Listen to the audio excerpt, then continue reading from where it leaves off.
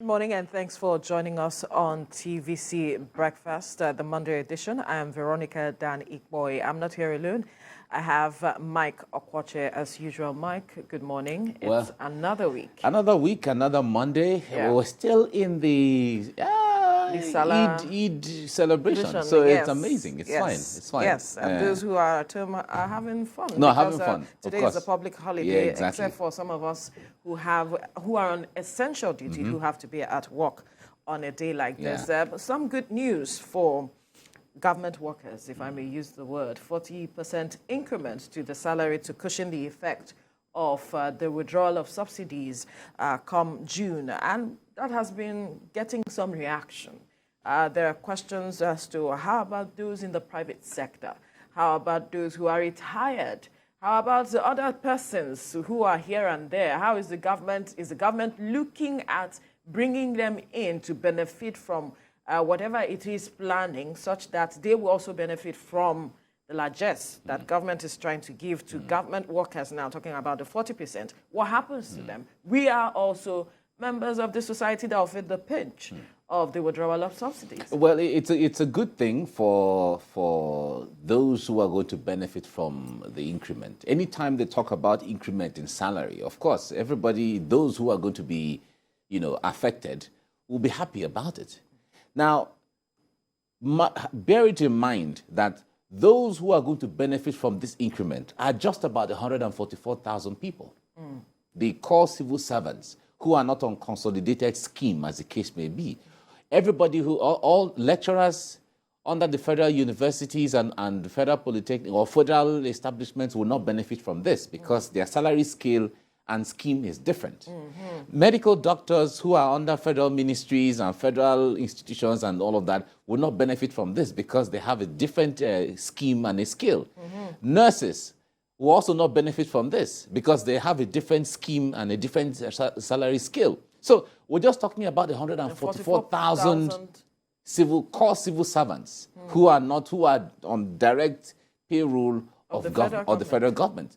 So it's just like a drop. A drop in the ocean. Exactly, because if you're saying, okay, we're giving 40% increment to 144,000 people, the impact is not there. But however, the government has the right to say, okay, workers under my employment, let me increase your salary because... Isn't that discriminatory? No, it's not discriminatory. The point there is that like in the industry, in the media industry, for instance, there are media stations, there's a scale of salaries within the media industry. Some media stations pay more than whatever the prevailing scale is. Others pay depending on whatever. But your capacity. However, that's the private sector. Exactly, that's the private sector.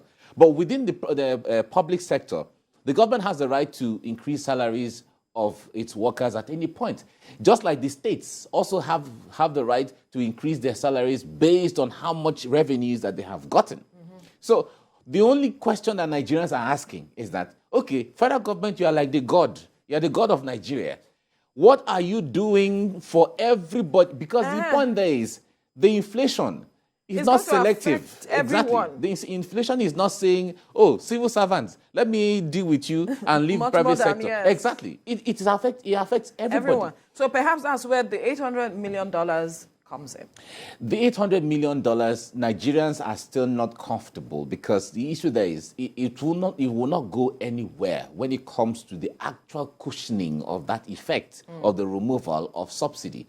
$800 million, how long are you going to be able to... Some persons have broken it down. They broke it down. They said it's 2,000 Yes, naira. exactly. One off. Yeah, exactly. The point is, if you break it down to the over 50 million families and all of that, and you do the mathematics, it's just roughly around 2,000, less than 3,000 naira.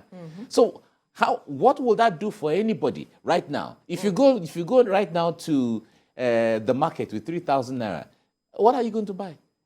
Tomatoes. So if you eat tomatoes today, you will not eat tomorrow. So these are the things. That is why we often say that this issue of distributing monies, come and take, is always not the best thing. We have always seen, in fact, since the last few years, We have seen where government, the Federal Ministry of Humanitarian Affairs, have distributed monies, conditional cash transfers and all of that. Has poverty reduced? Not at all. Because that doesn't empower anybody. So, and it is also, a lot of persons have said it's a conduit for corruption in the case, because sometimes this kind of money is when they come. There are the issue of those who are consultants who get monies from it.